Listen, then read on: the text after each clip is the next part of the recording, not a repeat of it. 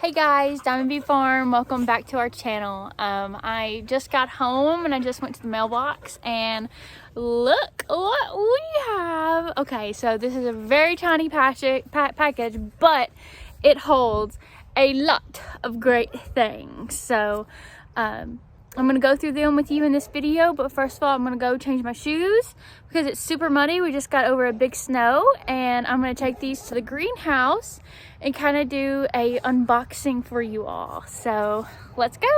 So we're up here, and I guess we can also do a little impromptu greenhouse tour. So girls, are you ready to go play? Anyway, let's go.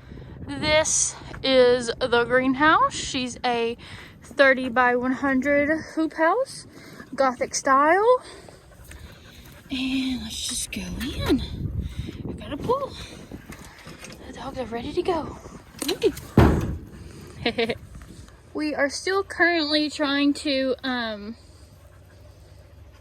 flatten everything out. You see, it's very hilly right now, but Dad has worked really hard and got this side very flat for us.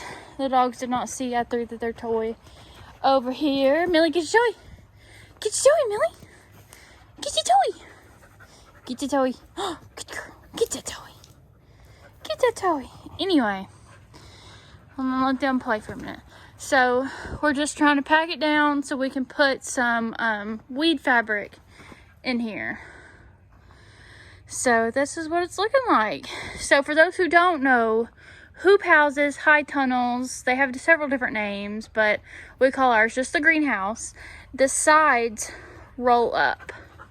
It goes on both sides, but for the most part, it stays very warm throughout the summer because it is 2 layers of plastic. So I don't know if you can see the bubble. There's a bubble right here.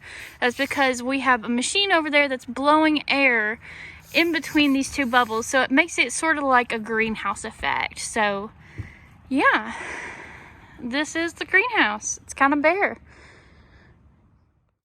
I actually had a video planned for this section right here where I went over where we got our seed. We got our seed from Johnny Seeds, and I kind of showed you the list of all the plants I got, but it was in the vertical view and just didn't look good. So here you go.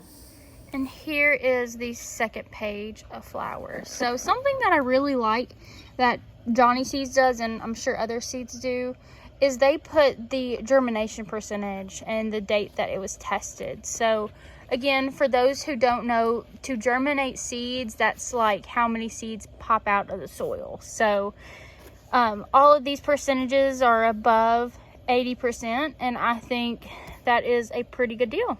So I will show you this. This is going to help me do a lot of these flower seeds and plant them a lot easier. So you put them in here and you kind of just shake them out and then shake them to the end. Again, whenever we actually get to planting and I show you what the flower seeds look like, they are small. I mean like microscopic small. So this, I'm hoping, is going to help it kind of go a little bit faster, and it doesn't help that this thing was on clearance. So of course I got it. And here are our seeds. So I will kind of just go through, sorry, I have helpers. I will just go through and just show you some of them, and hopefully go over how to read a seed packet on the behind. So you have all your information up here with your germination. I got 1 mil seeds, so that's awesome. The girls are just playing in the greenhouse. Anyway, so let's get this rubber band off and do a in-depth review on how to review your seed packets. Okay, so sorry for the dirt. The girls knocked it out of my hand. So here's a packet of my zinnias. Zinnias are really easy to grow. Sorry for the noise. My helpers are not being much help. Anyway, so let's go and let's read the packet. So starting off, we've already talked about it, the germination rate. This one has a 91%, and the test date was 12/23, so here recently. So these are fresh seeds. Anyway, so days to maturity is 75 to 90. The height of these is going to be 40 to 50 inches, and they are an annual over there. So let's turn it around. Thank you, Josie, for helping me. She thinks her food. She thinks everything is food. All right, so let's get close. Again, it says that they are annual. Flower color, it kind of just goes over what the mix is, because this is a mixed thing of zinnias, so there will be all of those colors, or hopefully all of those colors. This is a taller variety, so I will be using it for cut flowers. The culture, it says transplant. That means, like, if you were to transplant, you would have to sow them 4 weeks before the last frost, cover the seeds, and keep the soil surface moist until emergence. I can't say that word. And then it gives you the directions for direct seeding. So really, a lot of these plants are kind of self-explanatory, but to go on to germination, so when you plant them into the dirt, it will take them 3 to 5 days at 80 to 85 degrees Fahrenheit to pop out of the ground.